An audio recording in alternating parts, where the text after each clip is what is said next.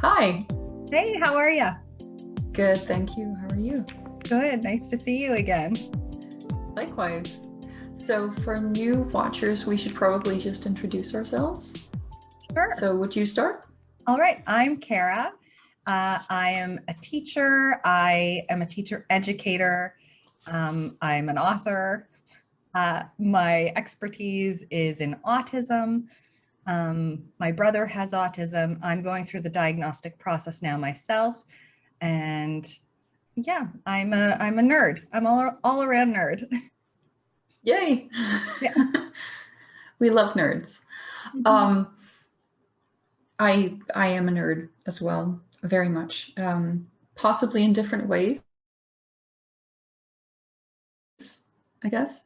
Um, so my name is Maja. I am an autistic psychologist, speaker and author and self-advocate, I guess, from Denmark. Oh, Yeah, I think that's the run through of my titles. I was diagnosed with Asperger's syndrome at the age of 16, which is too long ago now. We'll not talk about that. no. I also have an ADD diagnosis and went through most of my life not being medicated for that. So I kind of have both sides of that as well. Yeah, yeah, I should have said I'm from Canada. yeah. Yeah, we're sitting here with a time difference of, is it 7 hours? 7 or 8 hours? Let's say that. Yes. All I know is it's early in the morning for me and Yeah, it's and late afternoon for you. well, it's not late. It's almost 3 p.m. here. Okay. Yeah. About So 6 hours then. Yeah. yeah, 6 hours. Yeah. Okay. Okay. So I really enjoy talking to you, and Likewise. we seem to come up with a whole bunch of topics. Hmm. And so we've just quickly talked about possibilities for what we wanted to talk about today. And the first thing was alexithymia. Hmm. Yeah, So that's something I'm really fascinated about. I've read a little bit about it. I think that I have traits of alexithymia, mhm, uh, in that I can recognize sort of the easy emotions fairly quickly if I'm happy, if I'm excited about something. yeah, If it's something more complex, I can think of multiple examples throughout my life where someone has said, "What are you thinking about?" or "How are you feeling?" And I don't know. I don't know. Or I yeah, have to sort of fake the answer and say, "Oh, you know what? I'm feeling pretty satisfied." What I think about what the context is and what I should be feeling, and I say that. mhm, And much of the time, it takes noticing something is off with me. Like, so my heart is racing really fast, or I'm yeah. snapping at my boyfriend, or uh, Like I start to go, behavioral oh, changes yeah, or like yeah, somatic complaints. exactly. Yeah, Like, this isn't how I normally am, um, and then I have to work backwards, and I have to go, okay, what is this? Okay, the heart is racing. I haven't drunk too much coffee today, so maybe I'm stressed out. Let's look at that hypothesis, right? And maybe I have caffeine withdrawal right yeah. now. I do have to rule that out because I have drunk a lot of coffee before in my life and had the heart palpitations. So, but if I can rule that out, then I have to go through and go, okay, am I stressed about the email I got earlier? Am I stressed about this? Until I pinpoint what it is or what combination of things it is. Yeah. But it's not intuitive, and usually I don't realize until I'm like not in meltdown or shutdown, but close. Like Yeah. my emotional state is Yeah, I could have like regulated better earlier. yeah. Yeah, so it's almost that sort of um like if you picture a thermometer of like a range of emotions. So 0 is it's neutral and 10 is the highest like level that an emotion can be at. Yeah.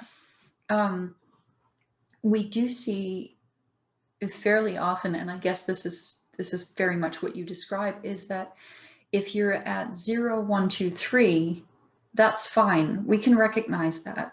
it's easy to figure out. This is what I'm feeling. I'm somewhat neutral. I'm okay. I'm fine. Yeah. I'm whatever. And then it's almost like there's a gap from around 4 Yes. to 7 where it's just blank. Yeah. Like it's not that it isn't happening. It's just that we're not necessarily registering that it's going on. And then suddenly we recognize when we are at 8, 9, 10, Yes. or if we have been at a consistently high level for a number of while. hours or days, then it's like, oh, I'm sad, Yeah. or I'm angry, or whatever it is. And what's fascinating to me, and I was really glad that I saw someone post about this on Twitter.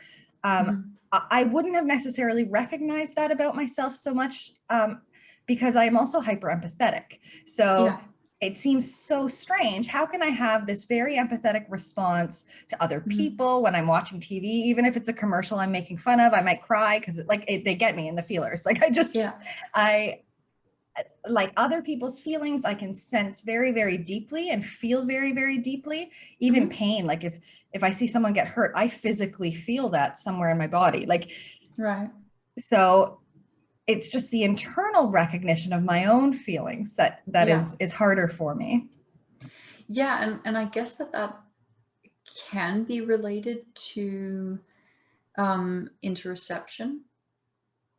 So for you, it doesn't seem to be, because like if you can feel the heart palpitations and you can feel like, oh, I've got sweaty hands and la la la, and then it's like, oh, hours later, oh, I was nervous.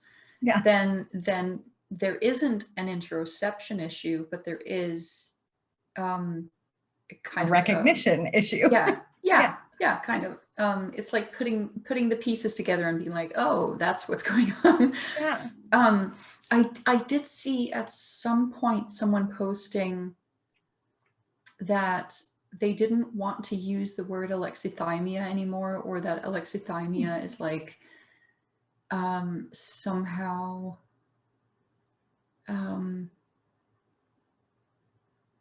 well, I don't know, ableist or something like that. I don't know. I didn't fully understand that way of viewing things, and maybe one of our viewers can expand on that. Yes. But for me, when this is just to bring in that perspective, and to just say that for people like us who are professionals, as well as being well, I am autistic, and you're very probably autistic. For people like us who are both on the inside and on the professional side of autism, we're so used to words like this being used to describe something that is difficult for someone. Yes. And not be necessarily a judgment on them, or be being judgmental. It's just we're attempting to describe what is it that's state difficult. Of being. Like, what is it that is the challenge here, or what is it that is difficult for this person?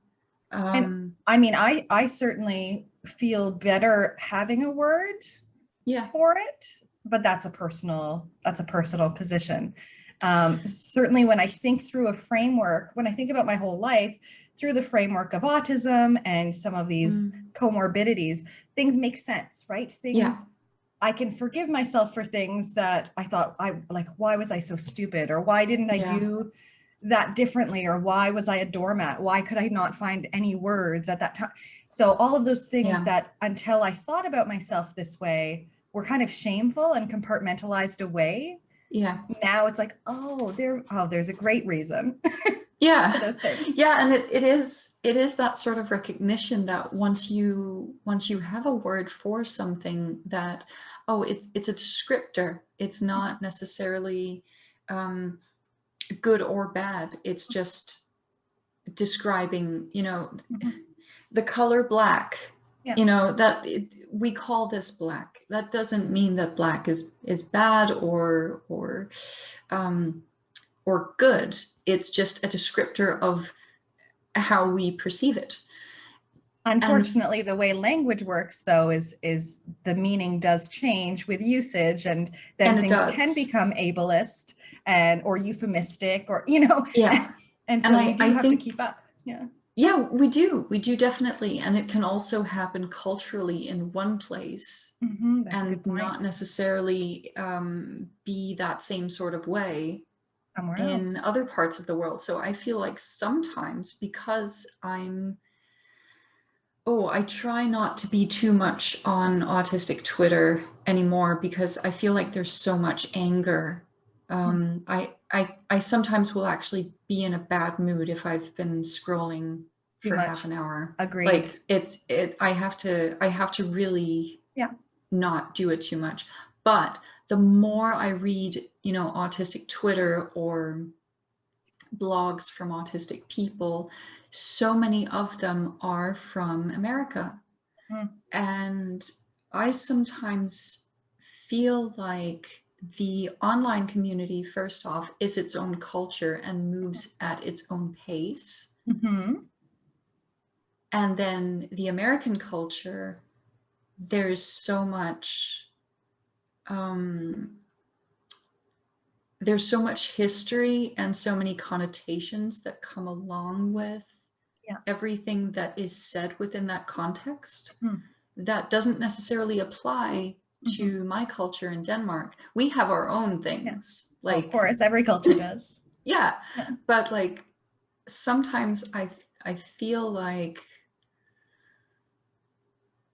well, I don't know how much I should listen sometimes to certain developments. Like, I think knowing the central tenets of how people feel in different places is good. It's understanding. Certainly in Canada, ABA is huge here, even though and I believe probably in the States as well. In our education policies, we have to be implementing ABA in the classrooms to various degrees. So there are probably a lot more advocates here because of things like that. I don't know what it's like in Denmark, how ABA is. We are a society that values evidence-based interventions. So that will tell you pretty much everything. But I will say that it has been for a very long time that in Denmark, the punishment aspect of the behavioristic approach has been cut out for a very long time. I believe even since the beginning of the 90s, because spanking your children is illegal here. And has been for a long time. And so spanking other people's children or is a definite no-no. Like using punishment, especially corporal punishment. Corporal punishment, is just not a thing here. Of course, that then leads me to consider that sometimes not getting your reward can be that becomes the punishment, right? And I've been reading Elfie Kahn's Punished by Rewards, and it's such a paradigm shift in education to think about things that way and how damaging, like it's still manipulation, right? It is. And it's not, I think in autism, certainly it gets drilled into you when you work in the field, like reward charts for progress, and you're recognizing their effort and things like that, but it can still be very damaging. And I've actually, I've been having this shift in how I think about things. And what I want to do going forward is more, wow, you've put in all of this effort. What are you going to do to take care of yourself? And frame it as self-care and a choice. Take a break. What do you want to do? You like, because I think that's what we need to nurture. We like, as autistic and probably autistic adults, self-care is something that we very much still struggle with, right? Finding a balance in life and not overexerting ourselves and taking on too much, which I chronically do. So if I can teach my students, okay, like breaks are good. They're allowed. You need to take care of yourself. You need to counterbalance all of these things. What do you want to do for yourself? I think that's the direction I'm going to be going in. I think that makes a lot of sense. Especially, and I think I mentioned this last time. I at least think that I have mentioned this in one of our chats. That I've heard from an autistic person on Twitter, again, that as an adult, even though she was only exposed to a positive reward-based ABA style, that as an adult, she has such a hard time allowing herself to reward herself if she hasn't earned it beforehand. So like, yes. even just grabbing a piece of food that you really like becomes something that you have to earn rather than something you can do because you're an adult and do whatever you want. Or intrinsically just enjoy, right? Yeah. Or just, you know, it's a part of life that sometimes you eat things you like or you do things you like. Yeah, exactly. And so I do think that that's a really interesting thing that we have to recognize more, both as autistic people and as professionals, because it is shocking, I think, sometimes how capable we are of ignoring blatant truths like that. Oh, for sure. I have to say, I got through my entire PhD process by rewarding myself. Like I would have to, you know, negotiate with myself. Okay, write this paragraph and then you can watch a show on Netflix or whatever it was. Like my whole thing was like, you just got to do a bit more. But then you never do enjoy the thing that you have set for as that kind of reward, because you're thinking like, I still have more to do. And that's how my brain works. I hate not finishing things. So until the end was really in sight, it wasn't as pleasant as maybe it could have been. You know, I did the same thing throughout my thesis. It was very much, I think it was also because I had been chronically stressed at that point for at least 5 years. Like you get to a point where you have nothing left. So you have to somehow get through the day. But I would do like little charts and be like, okay, just write 250 characters per hour. Yeah. Oh my gosh. And it's like 250 characters is a couple of sentences. It's nothing. But I would have to set these like tiny little goals to really feel like this is easy. I can do this, no problem. And then by having that sort of really no problem, easy goal, I could still check that box and get that. This is a very, very neuropsychologist thing to say, but like get my little dose of dopamine from checking the box. It just became this like, just get through the day, just get through the next hour. You can do this. You can do this. No, mini goals were super important, because if you think about the whole, it's so overwhelming. So breaking things down to, I'm just going to read that paragraph and edit that one paragraph or whatever it was, right? Yeah. I'm just going and then to chocolate think about it. Oh, chocolate, of course. Although really, I love all food pretty much equally. It's a little bit of a problem, but okay. Yeah, I'm very much a chocolate person. Yeah. I could eat a lot of chocolate. Dark chocolate, milk chocolate, all chocolate. I think my milk chocolate is great. Dark chocolate, maximum around 80%. Okay. That's my limit. And then it has to have like peppermint or sea salt or orange or something. Oh, I love dark chocolate orange. Oh yeah, it's amazing. But white chocolate, I can't. Oh, it's too sweet. It's like sickly. It's not chocolate. It's not. I've also tasted the new ruby chocolate, which is also not chocolate. It's like white chocolate. It's not good. It's not. Okay. It's then not I don't right. like it. No. Yeah. It's just not right. No, but we have a problem here because we live around 10 minutes drive from a chocolate factory. Oh no. And it's like high-end Oh, quality. that's And dangerous. yeah, and they have a store on site, and it's like a really quaint, beautiful drive with it's an old country Yeah. Country place thing. So you Yes. have this the drive-in is like lined by oak trees, and it's very beautiful. Yeah.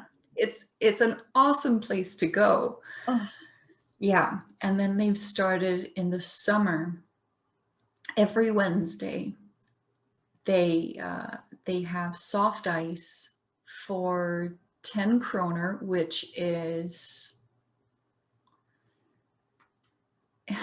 less than $2. Oh wow. Yeah. It's not a big ice cream, but like you're just going up there to get an ice cream. Yes.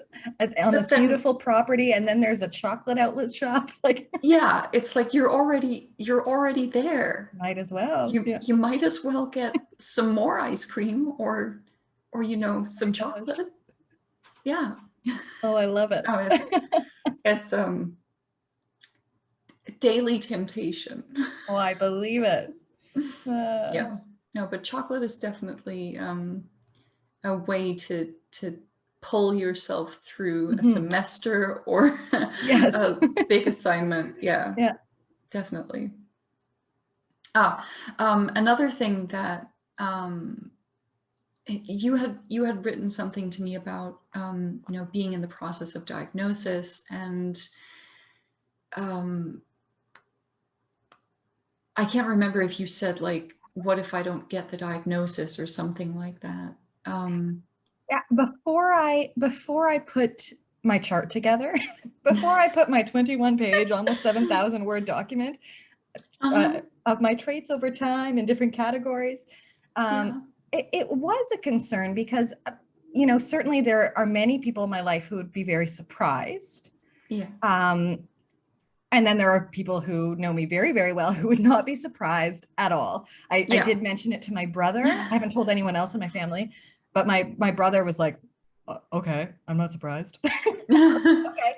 Duh. But like, if you look at my life, I have a great job. I'm successful at, I'm very good at. I would say I take on a leadership role on the team that I'm part of. I now, as an adult in my 30s, I have some very, like, a close-knit group of friends, small group of friends.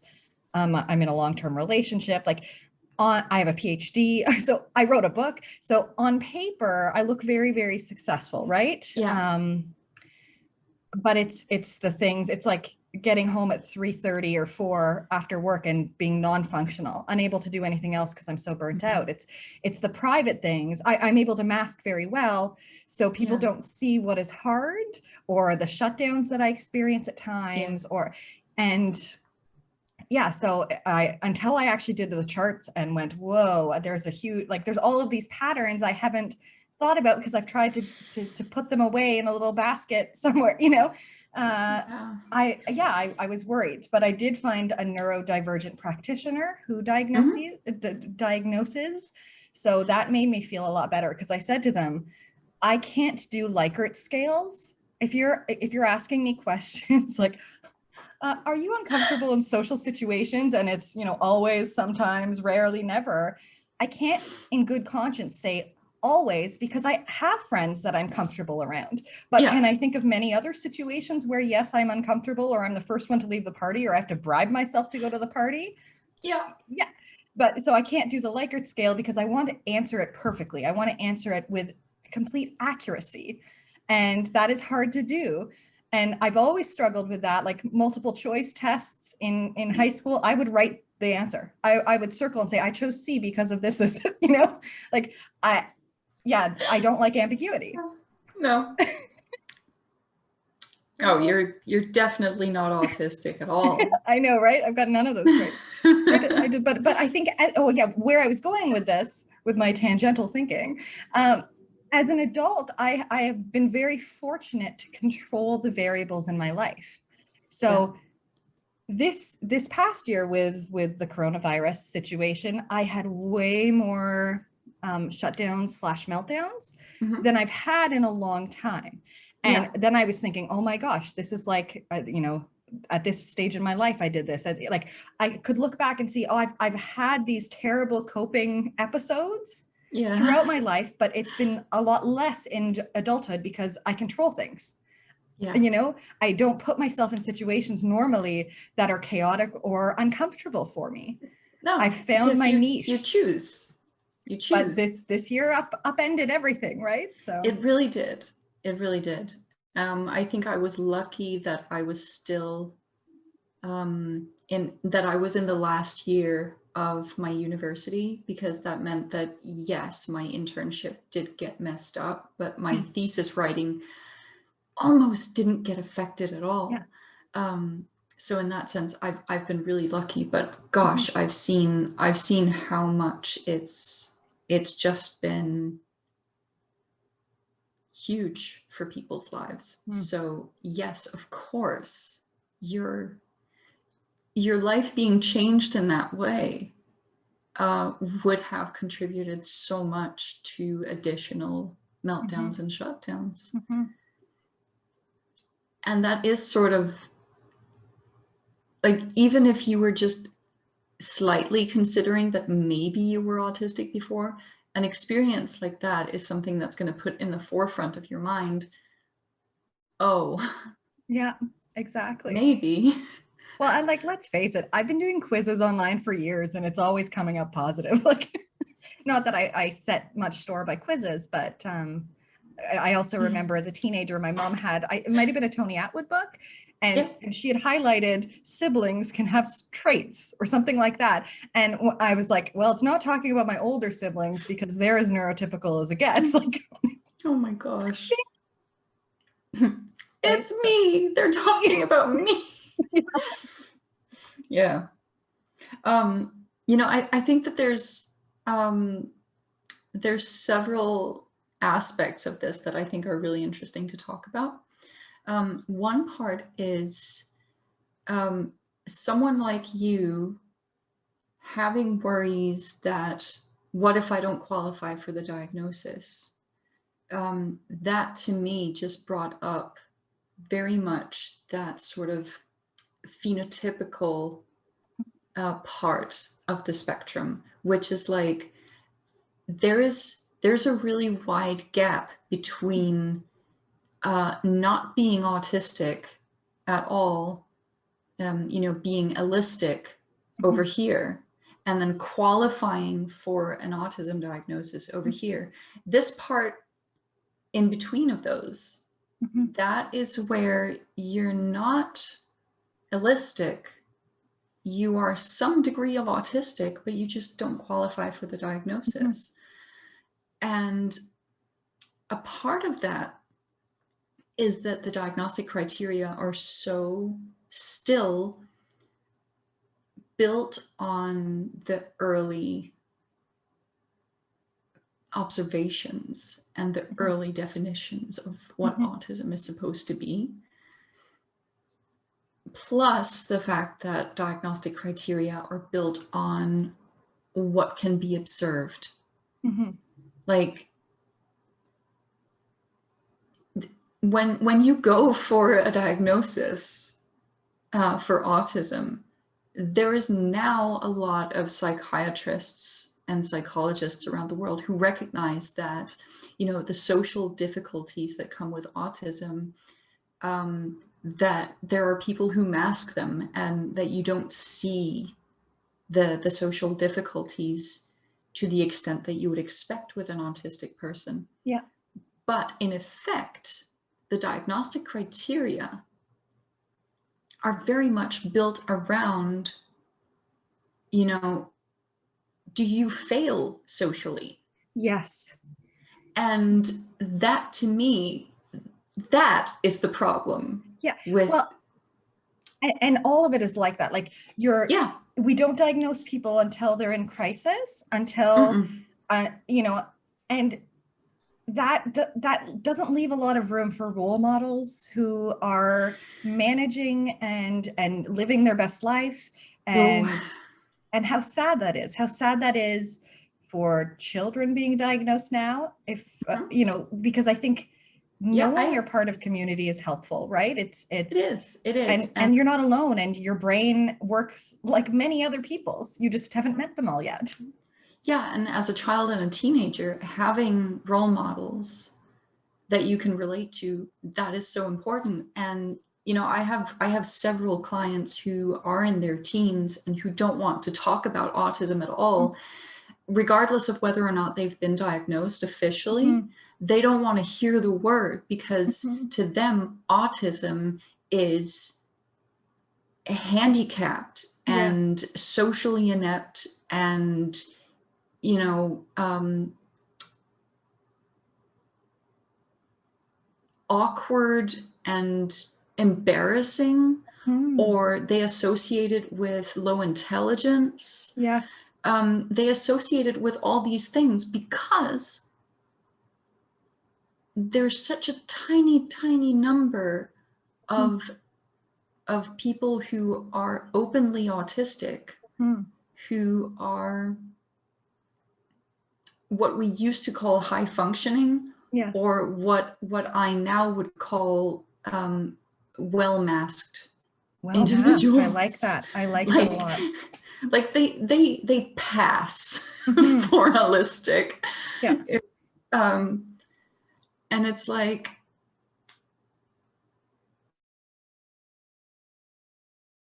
they don't pass to other autistic people, because as an autistic person, when I look at Greta Thunberg, Yes. when I look at Elon Musk Oh yeah, you knew. and I knew. Zuckerberg Yeah. and Gates and all them peeps, Yeah. I don't doubt for a For a second. second. I think the only person that I've been surprised by is Anthony Hopkins. Yes. He's the only one that I've been surprised by, but like, Yeah. he's an actor. He's an actor, exactly. Oh, and he's delightful. and he's a marvelous actor. Mm. But like, if I had known maybe more about his personal life, I Mm. would have probably been less surprised. Yes, I found a clip of But him talking about childhood, yeah. and I went, oh wow, there you Oh, go. okay. Makes sense. Yeah. Yeah, but it's like, the role models that we have available to us are, I'm sorry, Silicon Valley billionaires, Yes. who, that's just, first of all, unrealistic For for most of all of us. us. All of us don't have Yeah. those interests Yeah. at all, Mhm. or feel like it's realistic that we achieve any real level of wealth. Mm. And so to have that as a role model is just weird. It's Yes. weird. And then there's, you know, some activists Mhm. and some actors, and Mhm. those are the people that I can think of right now. Off And the then the top of your rest, head. Yeah. yeah, off the top of my head, who are famous in the mainstream, because Mhm. obviously in the autistic community we do have plenty Yes. of people who Yeah. are, you know, Well known to autistic. us. Yeah. Well known to Yeah, us. yeah, yeah. They're famous for us. They're not Yeah. famous for other people. Yeah. Yeah, so that's the one thing, is like, the whole thing with like, who can we even relate to, and that phenotype Mhm. area of the spectrum. And they kind of tie together, because when you're diagnosed autistic, the expectations that you have for life for someone who is autistic is exactly the opposite of what you're describing, and what is also true for me in many ways. Mhm. Is, you know, having some friends, not necessarily many, but, you know, Mhm. being being socially successful at a level that you feel comfortable with. Yes. Yes. At least most of the time. I mean, I can still have moments where I'm like, I don't have any real friends. Nobody loves me. Yeah. But I think that's a part of like being an anxious type of person. Yes. But you know, having some social success, having a romantic partner, being able to go through an education and have a job is, we don't associate that with autism, and that ties exactly back to the diagnostic criteria and what they've been applied to, because Yes. it is very much that we think of in the psychological and psychiatric community, we think of autism still, unfortunately, as something that is very, It's a deficit. it's a deficit. It's very, it's a handicap. It's something that is going to be detrimental to your life and the expectations for your development. And that's certainly not to downplay challenges, and that there are areas, like I talk with my students all the time about internalized ableism, and there are things that you can't do or that are significantly harder for you. And it is okay to ask for help. It is okay to ask to do things in a way that benefits you more. Don't hold yourself, like, don't expect that you have to do everything the same way as everyone else. But also no, nothing is automatically off the table either in your life. No, you know? and it's also to recognize that autism is a great number of different things. And even I think just in the last few years, you know, 7 years ago, 10 years ago, when I was starting to work more with autism, I mean, I've been sort of working with it for about 15 years, but it started out very much as just, you know, telling my own personal story. But then 10 to 7 years ago, when I started really working more with it and finding out even what the spectrum is in non-speaking autistic individuals, is like, we associate non-speaking people with low IQ, dumb, that's not the case. low functioning automatically, and it's not, you know. There's a, first of all, there's a number of reasons why someone could be non-speaking. But on top of that, not speaking doesn't say anything about what goes on inside your head. And that, even just that, I feel like there's such a long way to go still. Well, even the notion that if someone is non-speaking and also has an intellectual disability, then it's okay to talk down to them. It's okay to talk to them like a child, talk about them to someone else. Like, I love the presumed competence as a maxim, you know, an adage. And that's like, I have never understood how people talk down to anyone, whether they're, you know, and I've heard terrible stories from people like in wheelchairs, and people talk to their aide, or, you know, like, don't make assumptions about people's ability to communicate or understand. Or and you fight have value back. no matter, I don't know. It doesn't make any sense to me. No, and I do feel like there is this idea that if you don't contribute monetarily to society, that you're not worth it. And maybe this is a very socialist thing of me to say, but I disagree. I disagree too. I feel like all human beings have inherent value, and that it is up to us to help them to see their value if they can't see it, and to help others see it. You know, it's a common, it's a communal issue Mhm. to do that. Agreed. Yay! Yay. Well, we should probably wrap it up because I do have to Yes. get on to Yes.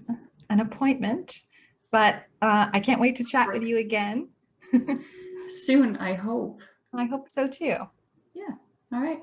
So hopefully soon.